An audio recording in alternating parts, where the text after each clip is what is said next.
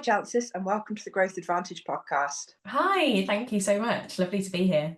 It's great to have you. Thanks ever so much for joining. We'll get started, if it's okay, with firstly asking you a bit about your business and your role within it. Yeah, so I work with a company called Seventh Wave. We are a small group of self-employed trainers who all share the same sort of vision. And that vision is that managers should have access to the training that they need to be amazing leaders, because all too often we get promoted when we're amazing at our jobs, and then all of a sudden overnight we're expected to be able to manage people, and that's just not the way that we work. You can't overnight expect someone to be amazing at coaching or motivating a team or knowing what engages people or even just understanding what their needs are when they're being looked after. So we came together and we work under the Seventh Wave umbrella with managers to hopefully make them incredible leaders. Great, fantastic. So you're moving away from sort of being forced into a role that would be all things to everybody and being able to focus on the part that you want to be doing. Yes, yeah, absolutely. Um, Yeah, that's it. Sounds like a great approach. And where did the idea come from to sort of form this umbrella group? Yeah, so it was actually started by a guy called Nick about 15 years ago now, and he started it because he was seeing lots of managers that were being put in this position. And it's evolved since then. So he worked kind of alone for a good kind of 5 years building up the brand. He then started adding in other trainers, but he's very kind of picky about who that he lets into this group, because you've got to share that same vision, you've got to be able to facilitate in the right way, and you've got to kind of have this drive behind you that is all about the people. Business is business, right? We all want to make a good living and have a good income coming in, but you've got to have the right passion behind it. And that's something that we all share. And that's something I'm hearing quite a lot of doing these Mm. podcast interviews, is how, people are really starting to understand the value-based approach and applying that a lot more to business, rather than just being a numbers game, which, obviously really important. I guess that's important to you as well, the values-based approach. Yeah, absolutely. I think that kind of drives, especially myself, but all of us that work under this umbrella. Yeah, it's all about the people. It's all about the people that we work with. It's not about those numbers kind of ticking up. Yeah, we want the people to be amazing, and if we're not That, doing that, then we're doing something wrong. exactly, that sounds great. Valuing customers and clients is always, Yeah. a great place to be. What are Yeah. the trends that you're aware of in the market at the moment?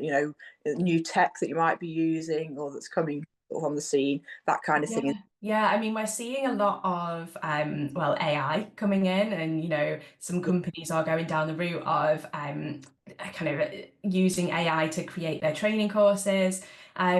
We're definitely a more personal approach. We still believe in the face-to-face and the Yeah. taking time away from your normal day-to-day to focus on yourself, and we think that that is a really valuable use of time.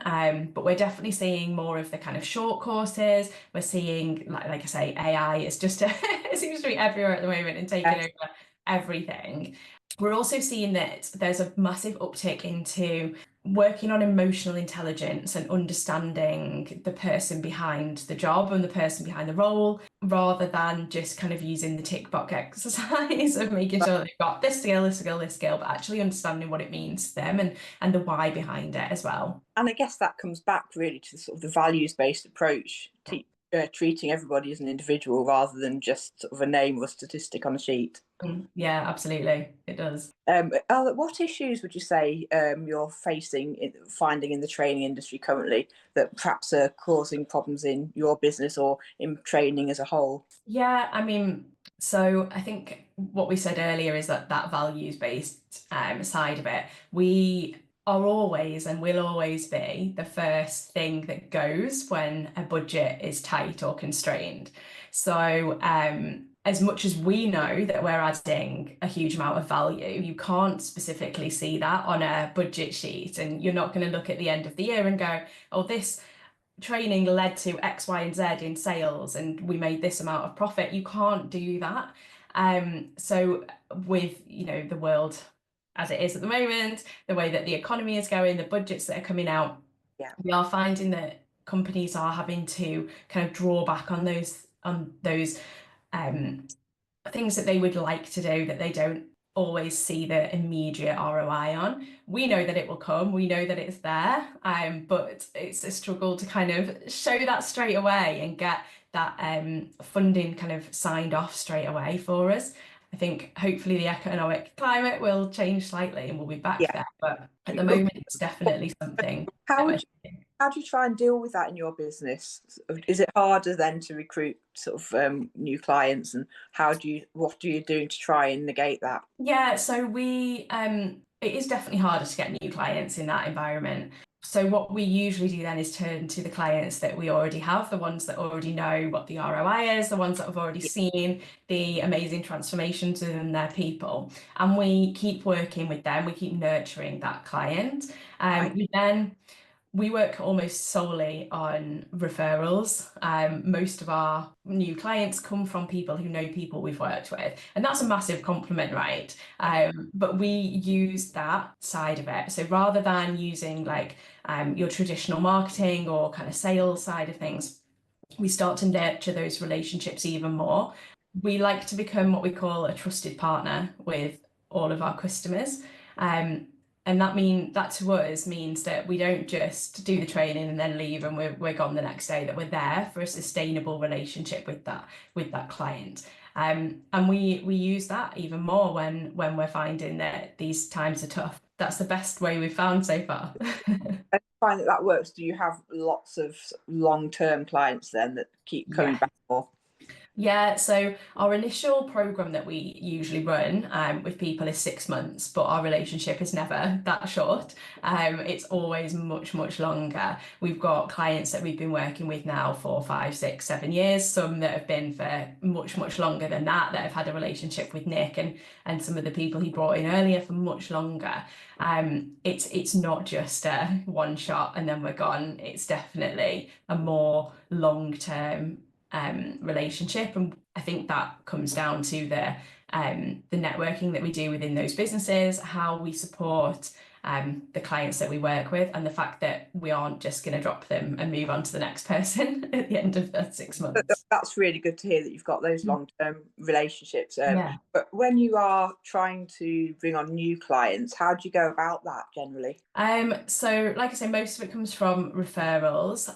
We do some kind of marketing via LinkedIn and some kind of that cold, trying to find clients, but we found that that doesn't particularly bring across the amazing work that we do. I'm sure we've all been victim of getting hundreds of emails from people trying to sell things in our inboxes, and it never works that well. So it is all about that relationship building. So I myself am kind of building my personal brand on LinkedIn. I go to networking events in the local area, and I'm looking at different ways of finding clients. So usually we work with one company kind of on their own. We go in and work with the managers that are within that company. And I've started working in North Yorkshire with the kind of growth hub here, where they're bringing in lots of people from different companies. So we're kind of spreading that net wider. And it means that by coming together, they're kind of spreading that cost for themselves. So it means that they can access this amazing training that they want and that they need at a fraction of the cost that they usually would. So we're looking at different ways of getting our training out there. Sometimes we move it over to webinars, sometimes we do, rather than doing in-face, we'll do Zoom. There's lots of little ways we do that, but yeah, usually we're trying to find a way to let as many people access it as possible. Yeah, for sure. And it's always good to try new things and see what works and what doesn't work, isn't it? Yeah. I know we talked about the things that are making it sort of slightly difficult in this time that we're in at the moment. At the other scale, are there any things that are making it easier to operate right now? Do you know what? I think actually the access to information that we all have now is a really interesting point. So everything that we train on, none of it is, gate kept. It's all out there in the public realm, but it's about the way that we facilitate it. But I think that actually, because we have this access to information, and because you can, at the click of a button, find out more about what we're talking about and what we're training on, it actually makes it easier for us to make it relevant to people and kind of get into different companies, because they can look at the list of things that we talk about and immediately find out, oh yeah, that actually works, and there's plenty of studies that go behind it, and there's, you can access that information if you want. You could take everything that we do and learn about it yourself if you wanted to, but we know that the way that we facilitate means that you get much more out of that learning. So yeah, I actually think the access to information is much easier. Makes it much easier. That gives Yeah, people a chance to sort of have a good look at what you're doing, what you've done yeah, before, seem like a good fit for them. yeah, absolutely. Yeah. Great. And I know that you mentioned previously you don't have the sales and marketing No. all individually take responsibility for sort of your own outreach, and as well as getting obviously your referrals that come in from other clients. Yeah, we do. It is all about us. We are going to be the ones that turn up and train your managers. So having that relationship with us directly, I think, is really important. You're buying into the product as much as you're actually buying into the people that are going to be stood in front of your managers. So yeah, we all take on the responsibility of doing our own outreach for that reason. Great. And what does the competitive landscape in the training industry look like right now? So it's a really interesting one. We're talking about, did we have a list of competitors the other day? And we actually don't really. There are people in our space, but everyone is slightly different. Yeah, And I never think that having, competitors is a bad thing, because you should be able to find the right thing for you. That's our vision, right? That's our mission and why we're here. That you should be able to have access to that, to any training that works well for you. We do have a few competitors that we kind of keep an eye on. But as I say, everybody's very different, and it's finding the right person for you and the right training company for you. If it's not the right fit, then it's not going to work. That training and those learnings aren't going to embed well within the company. of course. Yeah, I mean, you can go out and find somebody for a third of the price of what we do, or you can find somebody that charges 10 times more. And finding that right fit, I think, is the main thing for you. Definitely. I can totally relate to that. And under your umbrella, the Seventh Wave umbrella, are you all training in the similar niches, or is there a wide scope of sort of training that you offer? So we all kind of come under the leadership development umbrella. We all have different backgrounds. So we've got a couple of people that have worked in retail. So they have a really strong kind of retail training background. There's people who've worked in hospitality and mainly recruitment. So we do work on different industries. However, we know that the training works for everybody. So I'm working with industrial companies, I'm working with hospitality companies, with companies that are consultants themselves, companies that make food, and so there's all sorts. It spans a lot of different industries. We even work with a football team as well, which is Oh, always an interesting moment. So there are kind of niches within it. We all have our own expertise, but we know that the training that we're doing is applicable to anybody and in any industry. So although I'm sure we should probably find that niche and work just on that, yeah, we know it works for everybody. So we don't want to pigeonhole sure. ourselves or our clients into any area. Yes, of course. I guess that makes life interesting then when you're sort of going out to different types of clients. Yeah. Yeah, Yeah, it's very exciting. You kind of never know who you're going to turn up to within that room. And although we've got those relationship with those clients, the first time you work with somebody or work with a company, you can have a completely different set of personalities in that room to the company you were at the day before and the one you're going to be at tomorrow. So yeah, it's really fun and interesting for us, and it tests us as well. We've got to be decent facilitators to be able to adapt in those situations. so it definitely sounds like it makes life interesting then. Yeah, absolutely. And what would you say are the most important metrics right now to keep growing the business? Is it getting more leads, following up with existing clients? What would you say were the most important things there for you? Yeah, so we have a couple of goals for this year with the metrics. So one is to keep working with as many of the companies as possible as we can. We've set a goal of having repeat training with at least 80% of the companies that we're working with. Right. We think that that's attainable. We know that our relationships last longer than just the initial investment. So we think that that's an attainable goal. But we've also set a goal that we want to onboard around 100 new clients over the next year, which is ambitious, but we know that, you know, we're selling something that's amazing and we're changing people's professional and personal lives with what we do. So we think it's attainable. We think that the more that we can spread what we do, the better. Well, fantastic. That sounds like a good goal and a good challenge to have Yeah. to. So, what if you could name one thing? What would make your life right easier now in your business?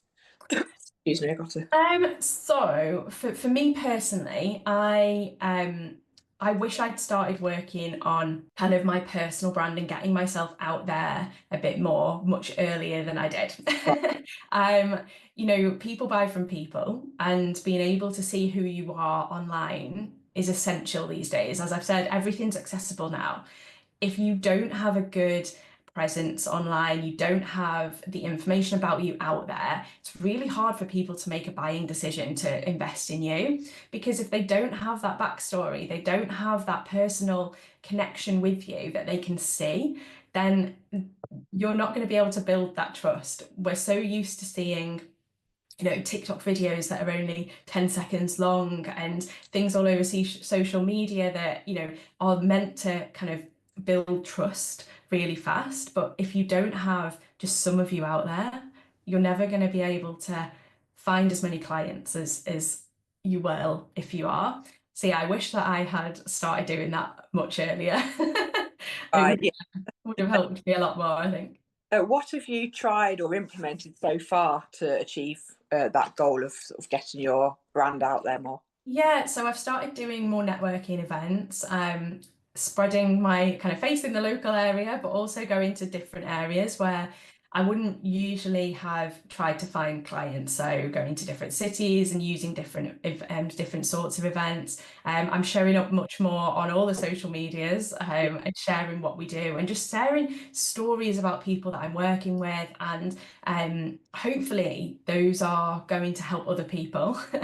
So maybe they're not going to get to come on our 6 month training, but they can get a little snippet of information from us and from me that might actually change an interaction they're going to have that day, or might help them manage somebody a little bit better than they would have done if they hadn't had that and hadn't seen that. Referrals as well. Somebody might not see a fit for you in their business, but they might be talking to somebody else and then say, "Oh, actually, I know somebody who might be able to help Yeah, you." So, absolutely. Yeah. have you tried anything that hasn't worked so well for you, or had any negative experiences building that brand? I've had a couple of negative comments from people, and I think you're always going to open yourself up to that. Not everybody likes people who put themselves out there, and you're always going to come against people who don't agree with what you're doing or what you're saying. So I've had a few moments where I've been like, oh, is this really the right path to go down? But do you know what? If I help one person, I think that makes it worth it. And if work comes from it, then that's brilliant. But that's it, we're always going to get the negative comments or negative feedback. It does seem as that there are people who just thrive on doing Yeah, those kind of things for no apparent gain, but just yeah, that's what we're facing. But yeah, absolutely. if it's worth it, then it's just one of those things, isn't it, that we have to live Yeah, with. it is. And it helps me build my personal resilience as well, Yeah, you yeah. know. So it's been really interesting hearing about your business so far. Is there anything else that you'd want to share with us about your business and sort of its growth plans or your target clients and that kind of thing? Yeah, so we generally work with companies that are growing. So people who are promoting lots of people that are within the business already and then Yeah, bringing people in underneath them. We usually work best with people who have, or companies that have kind of between 10 and 30 managers, they're usually where we start with the company, because usually that means that they've grown quite quickly. It also usually means that they've got lots of people who were amazing at doing the job that they were employed to do, and they're now looking after a team of people doing that job. And when you're growing, you rarely take time to focus on yourself, focus on your growth, and focus on what the people around you need. And by bringing us in, you allow that space and that room for those people to really dig deep, understand what they are needing to work on and where they can grow, and also where they can support the people that they're working with. You know, without that space, you just get through to 5 o'clock every day and you think, gosh, where did that time go? And then you get to Friday afternoon and it's like, oh, I've not even had time to think about anything other than just getting the job done. So we want to allow them to have that space to really understand what needs to happen within the business for it to thrive. We don't just do training, we do coaching as well. And some of the most exciting transformations come from that, because again, you're giving people space to think and talk about themselves. Yeah, it's a very exciting time in this industry and in this business. And I think we are ready to take on more clients and see more transformations and just really make a difference to people. Great, that sounds amazing. I'd also be interested to find out a bit more about the structure, because I know you say it's an umbrella sort of company and then you're self-employed underneath that. So how does it work? Because that's quite, I haven't come across that yet so far with people I've spoken to. It's really interesting. Yeah, so like I said, we've got Nick who started the business. He started up Seventh Wave and started us all working, or started working with a number of clients. He then expanded that and found that he couldn't take on as many clients as he wanted to. But rather than employing people, he wanted to give other coaches, other trainers who were working in the space the opportunity to use the brand and use the training to work with their customers. Now, I choose to pretty much only work with Seventh Wave. I know that it works. I've seen the transformations that the program brings, and I am kind of full on into that. But if you chose to, you could work with different brands. You could work for yourself. You could run sessions that weren't connected to Seventh Wave if you wanted to, and he wanted to give that flexibility. So we're not employed, we don't have to work the full 5 days a week if we don't want to. We can kind of use our time the way that we want to. So it's a very flexible kind of working situation, but having that collective of us all working under this umbrella means we've also got that support network as well. That sounds like a really great structure, a really unique, great way to work. Thanks for sharing that. Really, really interesting. No problem, yeah, we love it. Well, thanks so much for your time today. It's been really, really interesting hearing your business insights. Really appreciate it. I wish you every success for the future, and thanks once again. Well, thank you, Rebecca. Lovely to talk to you. And you, thank you. Thanks. Bye. Bye.